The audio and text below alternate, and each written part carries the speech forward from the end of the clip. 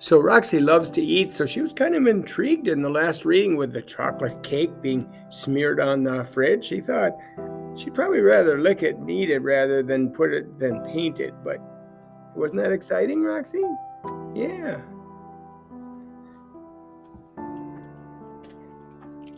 Reading 12 is what we're doing today. Now, the last time we read, that was Ivan telling the story of his life, about his sad story with his sister in the crate and just giving up, and so it'll be fun to hear Ruby's reaction to that story. Maybe she slept through it just like Roxley's sleeping through my reading too. You never know. So the next section title is called 9,876 Days. We'll find out what that number means. Ruby is finally asleep. I watch her chest rise and fall. Bob is snoring too.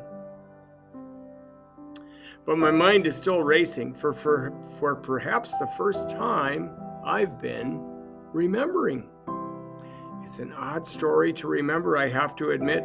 My story has a strange shape, a stunted beginning, an endless middle. I count all the days I've lived with humans.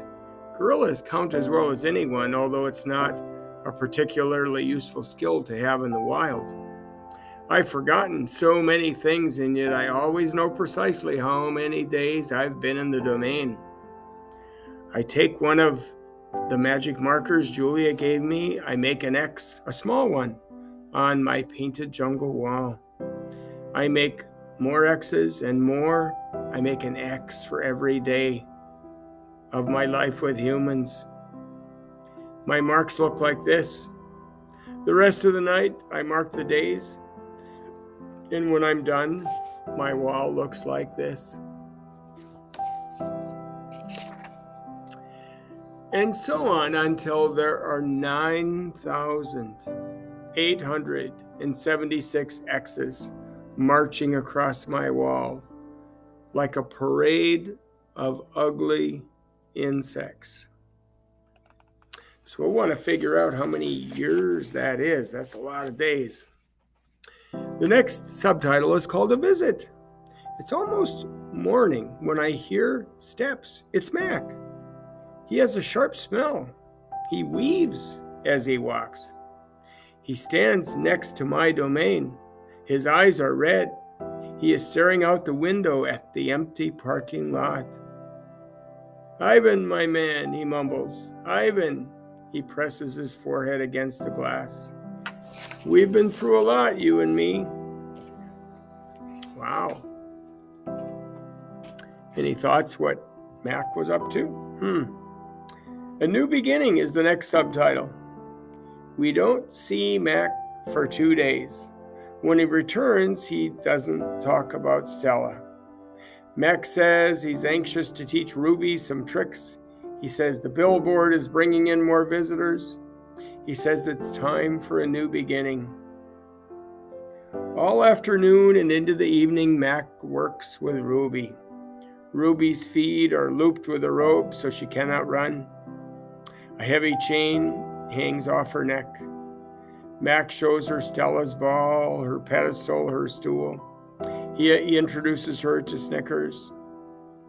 When Ruby obeys, Mac gives her a cube of sugar or a bit of dried apple. And when she doesn't, he yells and kicks at the sawdust. When George and Julia arrive, Mac is still training Ruby. Julia sits on a bench and watches them. She draws a little, but mostly she keeps her eyes on Ruby. Bob watches too. He's hiding in the corner of the domain under knot tag. It's raining outside, and Bob does not like damp feet. Ruby trudges behind Mac, her head drooping. Endlessly, they circle the ring. Sometimes Mac slaps her flank with his hand. Suddenly, Ruby jerks to a stop.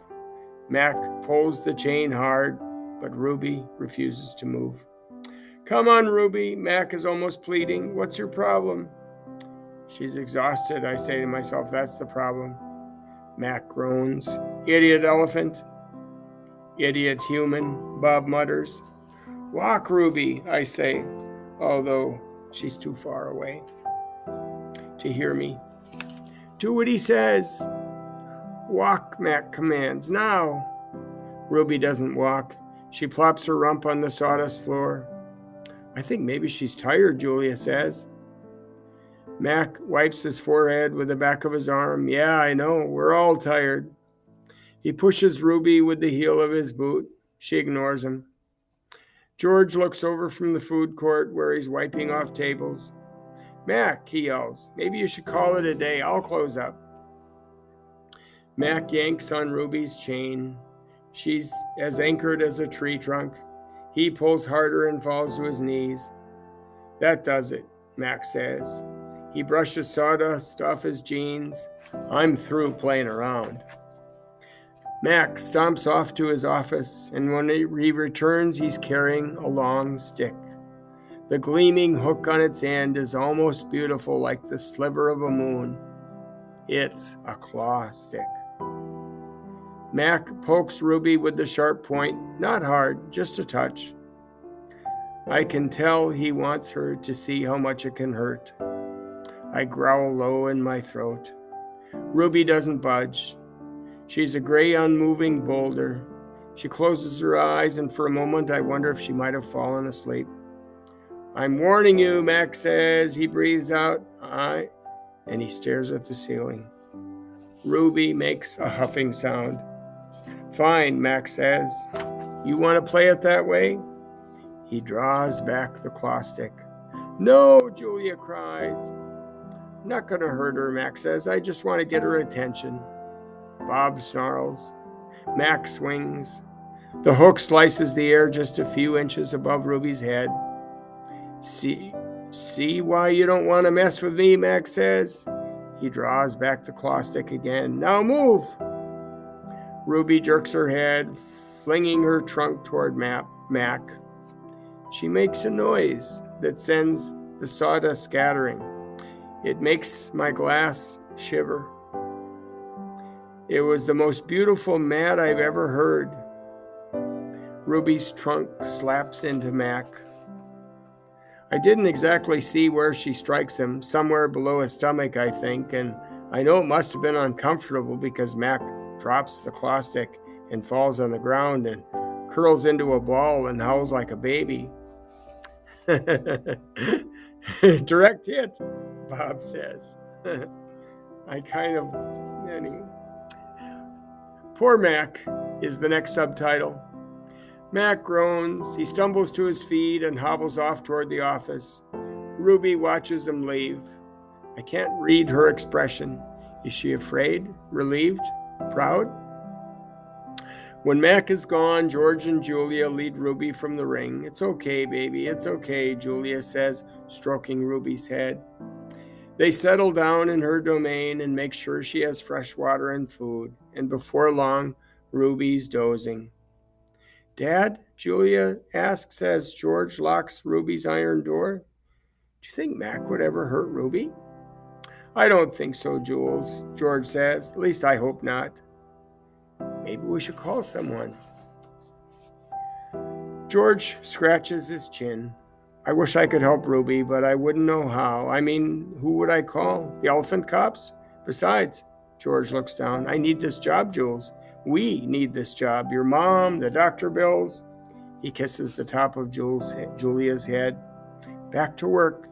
You and me both. Julia sighs and reaches for her backpack. She removes a piece of paper, a bottle of water, and a small metal box. Homework first, George says, wagging a finger. Then you can paint. It's for art class, Julia explains. We're doing watercolors. I'm going to paint Ruby. George smiles. All right then, just don't forget your spelling. Dad, Julia asks again, did you see Mac's face when Ruby hit him? George nods. Yes, he says solemnly. I did. He shakes his head. Poor Mac. He turns away, and only then do I hear him laughing. Wow.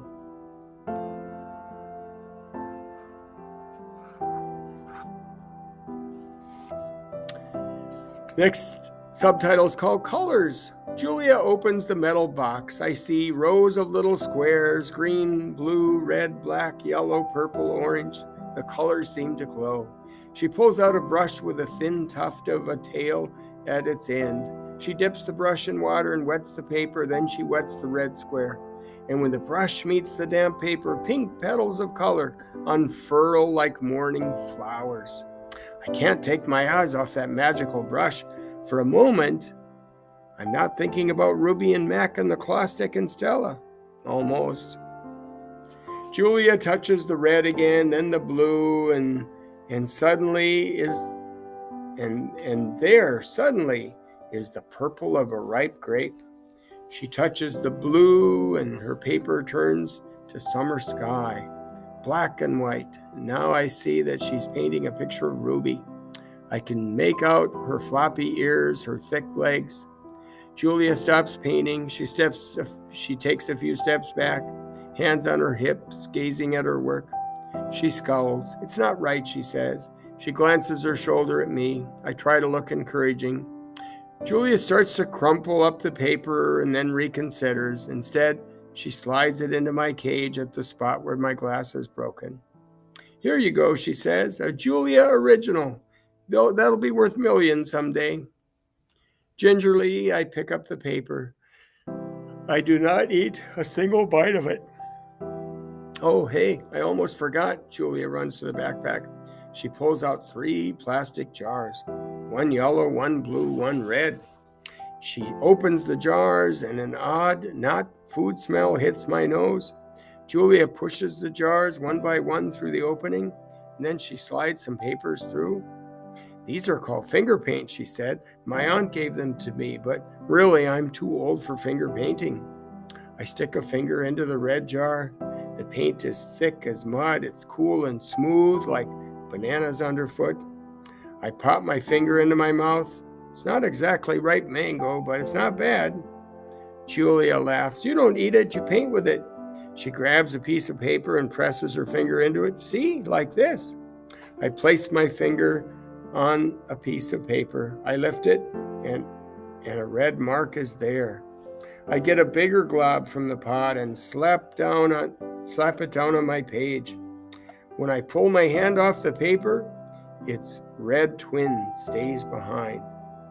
This isn't like the ghostly handprints on my glass, the ones visitors leave behind. This handprint can't be so easily wiped away. And it looks like that. So that is the end of reading 12. The next chapter, the next one starts out with a subtitle called A Bad Dream. I wonder who has that.